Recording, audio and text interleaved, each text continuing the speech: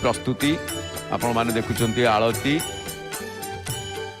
अग्निमीले पुरोहितम यज्ञस्य देवमृत्विजम् होतारं रत्नधातमम्।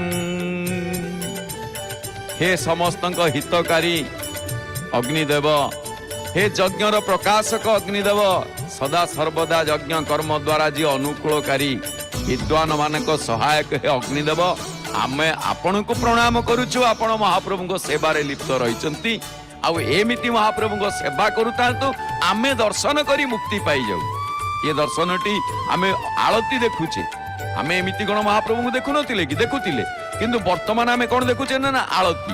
अर्थात ये आळतीर अर्थ भोजन समय रे मुख धौतर दर्शन।